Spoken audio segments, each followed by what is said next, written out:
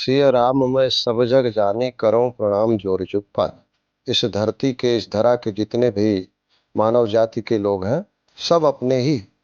और विशेष करके रमजान पवित्र महीना इस्लाम में माना जाता है। इस मुसलमान में भी यानी रमजान में भी कहीं भी मांस मदिरा वगैरह सेवन करने का विधान नहीं है। मांस मदिरा का दुकान बंद रहे तो निश्चित रूप से दोनों के हित में है। 12 महीने में 72 पर्व होते हैं और सबसे ज़्यादा सनातनियों के पर्व हैं।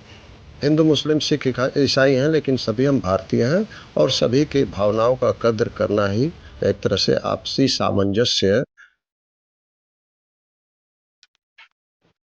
नमस्कार, मैं संतोष और आप देख रहे हैं भारत न्यूज़ टीवी 24।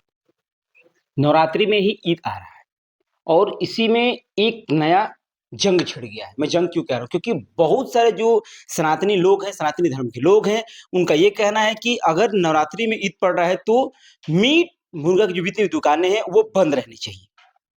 हालाँकि इस पे चर्चा करने के लिए हमारे साथ ज्योतिषाचार्य रामप्रकाश उपाध्याय जी हैं और इनसे बातचीत करेंगे, जानने की कोशिश करेंगे कि जब भी कोई त्योहार आता है और उसमें मुसलमानों का भी कोई त्योहार आता है तो अक्सर ही हिंदू धर्म के या फिर सनातनी धर्म के जो लोग होते हैं इसका विरोध करने लगते हैं कि जो भी मीट और मछली की दुकानें होती हैं वो बंद कर देनी चाहिए। स्वागत है आपका गुरुजी हमारे भारतीय चैनल बहुत में। बहुत साधुवाद, धन्यवाद। जब भी कोई मुस्लिमों का त्योहार आता है फिर हिंदुओं का त्योहार आता है उसमें ये बातें सामने निकल के आती हैं कि सनातनी धर्म के जो लोग होते हैं वो अब ये मांग करने लगते हैं सरकार से कि उस समय मीट मुर्गा और जितनी भी मछली की दुकानें होती है सब चीज बंद होनी चाहिए और इस बार भी नवरात्रि के दिनों में ही ईद पड़ रहा है। इस पे क्या कहेंगे आप? देखिए, सिय राम मैं सब जग जाने करूं प्रणाम जोर जुग पाने। तुलसीदास जी ने सीता और राम में ही पूरे संसार की कल्पना की है और हम लोगों में है कि वसुधैव कुटुंबकम। पूरा जो है इस धरती के इस धरा के जितने भी मानव जाति के लोग हैं सब अपने ही हैं। आज हम लोग हिंदू मुसलमान सिख ईसाई मान करके रखे हैं, लेकिन माता के गर्भ से जब जीव जन्म लेता है तो न हिंदू होता है, न मुसलमान होता है, न सिख होता है, न ईसाई होता है। आज इस्लाम, ईसाई या सिख जो कुछ भी ये पंथ है ये आधुनिक काल के हैं।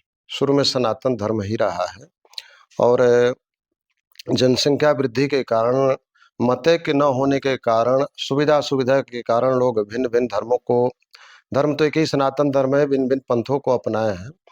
और ऐसा बार बार पड़ा है। लगभग मेरी भी उम्र 58 वर्ष की हो चुकी है। मैं कई बार देखा हूँ कि सनातनियों के पर्व के साथ जो है मुसलमानों के भी पर्व रहे हैं और आपसी सद्भाव के साथ लोग मनाए हैं। देखिए, रमजान का महीना चल रहा है। रमजान के बाद उसका अंतिम जो होता है ईद होता है और विशेष करके रमजान पवित्र महीना इस्लाम में माना जाता है। तो कहीं भी मुसलमान में भी यानी रमजान में भी कहीं भी मांस मदिरा वगैरह सेवन करने का विधान नहीं है। और इसी बीच हिंदुओं की नवरात्रि पड़ रही है तो निश्चित रूप से दोनों के लिए पवित्र माह है, पवित्र अनुष्ठान का एक तरह से पर्व है ये।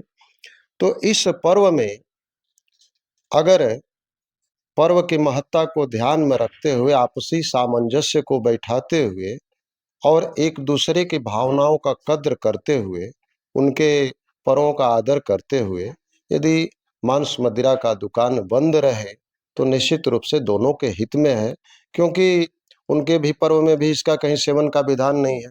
और आज से प्राचीन काल को उठा करके देखिए, उस समय मांस मदिरा की इतनी दुकानें नहीं थी। तो आज तो जगह जगह चौराहों पर, मोहल्लों में दुकान खुल गए हैं। लेकिन कम से कम पर्व में अगर भारत सरकार के माध्यम से या आपसी सूझबूझ से ये बंद रहे तो आपसी सद्भाव इससे बढ़ेगा। क्योंकि हमारे पर्व जितने भी हैं, 12 महीने में 72 पर्व होते हैं और सबसे ज़्यादा सनातनियों के पर्व हैं। तो हमारे पर्व में आहार विहार की ही शुद्धि ही प्रमुखता होती है और आप पर्व जो होते हैं आपसी भाईचारा को बढ़ाते हैं, मेल को बढ़ाते हैं, आपसी प्रेम को बढ़ाते हैं।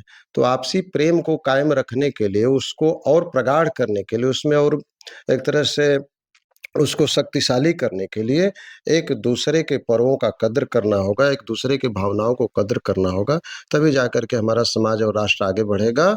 और हम बाहर से भले ही हिंदू मुस्लिम सिख ईसाई हैं, लेकिन सभी हम भारतीय हैं और सभी की भावनाओं का कद्र करना ही एक तरह से आपसी सामंजस्य सामने आएगा। तो अगर ये बंद हो जाए तो सबके हित में है और इसके बाद फिर अपना खाते पीते रहिए। गुरु जैसा आपने एक ज़िक्र किया उस वीडियोज़ में ही कि जो ये रमज़ान चलता है वो ये मुस्लिम भाइयों के लिए एक महापर्व है, जिसमें जितने भी मांसाहारी भोजन है इसका सेवन करना उचित नहीं है, फिर पुराणों में नहीं लिखा गया है। तो बहुत अक्सर लोग हैं जो कि अपने रमज़ान के समय भी ऐसा सेवन करते हैं, तो क्या ये उचित है? देखिए, आसुरी शक्तियाँ सदैव से रही हैं।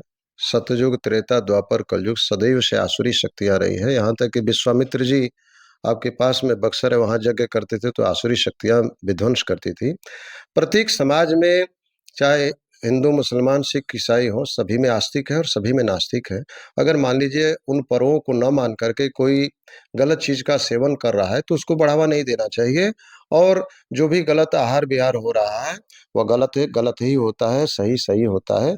तो उसको हम लोग इस श्रेणी में नहीं ले आ सकते हैं कि अगर वो कर रहे हैं तो ये उचित है कि अनुचित है, उसको ध्यान न दिया जाए, उसको बल्कि प्रतिबंधित करने का, उस पर लगाम लगाने का, चाहे जैसे भी हो, बातचीत के ज़रिए, आपसी प्रेम मोहब्बत के ज़रिए, या उसको समझा-बुझा करके उसको रास्ते पर लाया जाए, क्योंकि अपना ही भाई है। अगर गलत रास्ते पर चला गया है तो हमारा कर्तव्य बनता है कि अपने परिवार से अगर कोई गलत रास्ते पर बिछुड़ गया है तो उसको रास्ते पर लाएँ, उसको पर्वों का महत्व बतलाएँ, उसे समझाएँ, ताकि हमारे आने वाले पीढ़ियों के लिए, हमारे आने वाले वंशजों के लिए इसी तरह से भाईचारा मेल-जोल बना रहे। ईद के समय में नवरात्रि भी पढ़ना, और इस पर गुरुजी की राय हमने जानने की कोशिश की कि मीट मुर्गे की जितनी भी दुकानें हैं, जितनी भी मांसाहारी दुकानें हैं, वो खुलनी चाहिए कि नहीं चाहिए? वैसे इसके विषय में आप क्या सोचते हैं? हमें ज़रूर बताइएगा। मैं संतोष कुमार, भारत न्यूज़ टीवी 24। जय हिंद।